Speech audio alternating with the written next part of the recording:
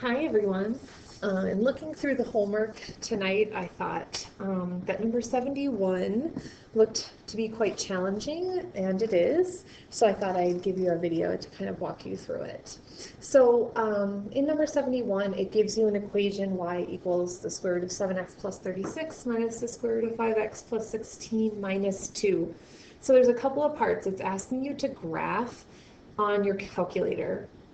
I just used GeoGebra to graph it because that's the program I have in Smart Notebook. And we're supposed to visually try and find the x-intercepts because that's technically the solutions to our equation when it's set equal to 0.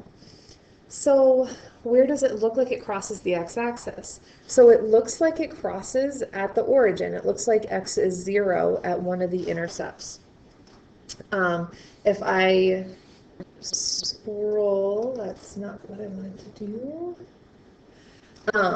If I want to move my graph so that I can see, if I scroll to the left here, you can see that there are no other x-intercepts to the left of 0, 0. And if I go to the right, let's see if there's another one. And it looks like, if I zoom in a little bit more here, it looks like there's an x-intercept at 4.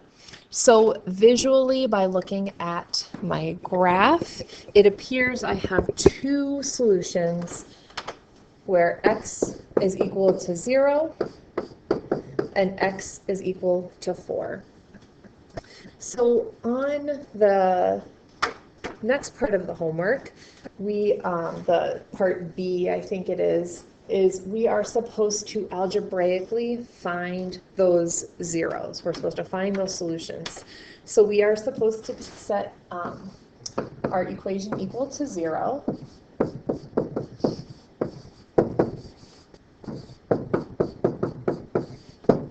And we solve. So today in class, we talked about how important it was to isolate a radical. It doesn't really matter which radical, so I'm going to isolate the square root of 7x plus 36. So how am I going to do that? I'm going to add the square root of 5x plus 16 and 2 to both sides. So I get the square root of 5x plus 16 plus 2 is equal to the square root of 7x plus 36.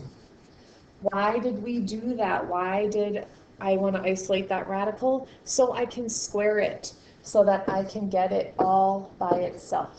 So I'm going to square both sides. So that cancels off the radical on the left side.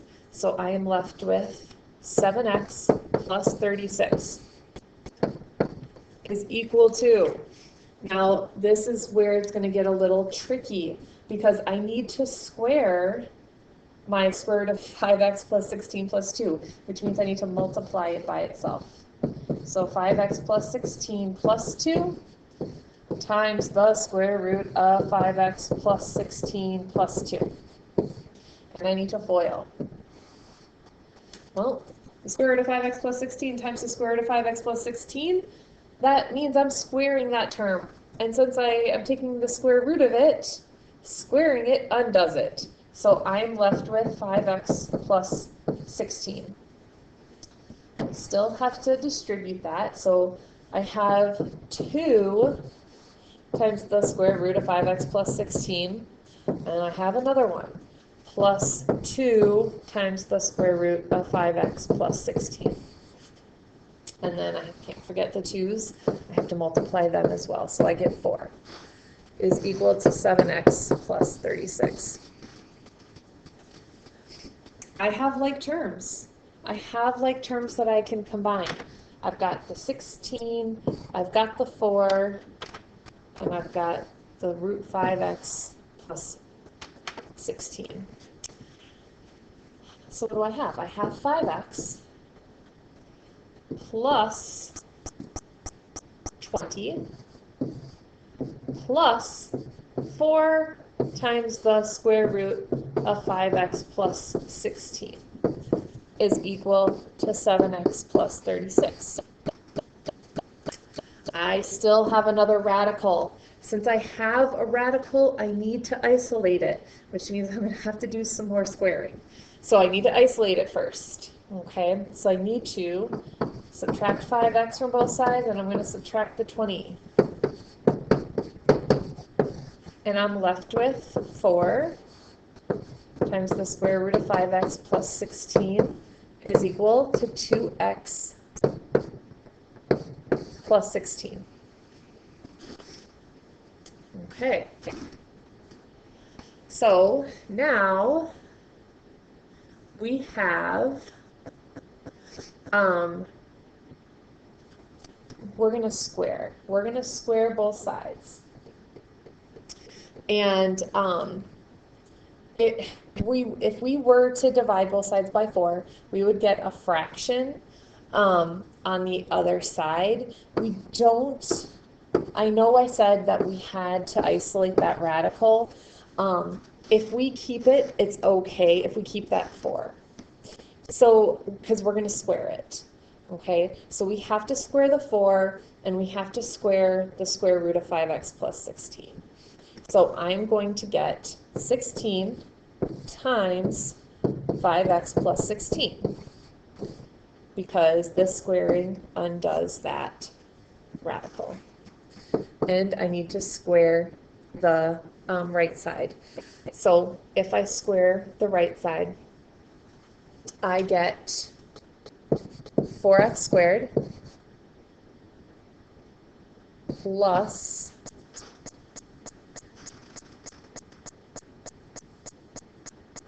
64x plus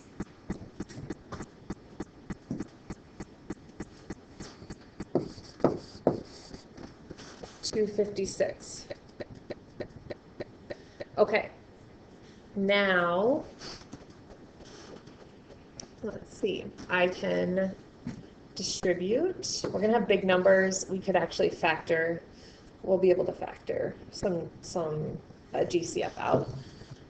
So we're left with 80x plus 256 is equal to 4x squared plus 64x plus 256. Let's get this equal to 0. So I'm going to subtract 80x and I'm going to subtract 256.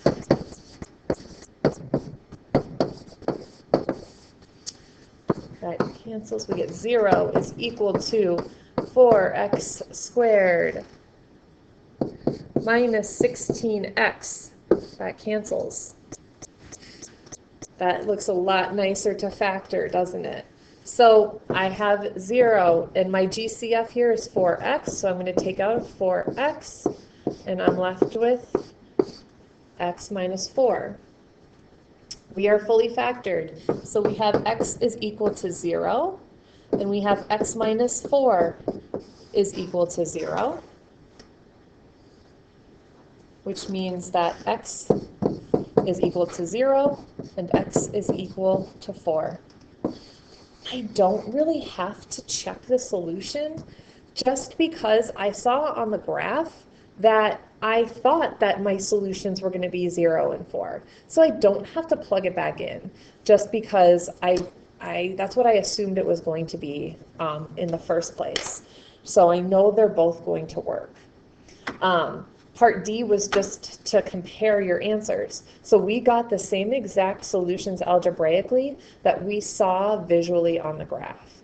So I know that these are correct and that they are going to work. I hope you found this helpful. I will see you all tomorrow in class.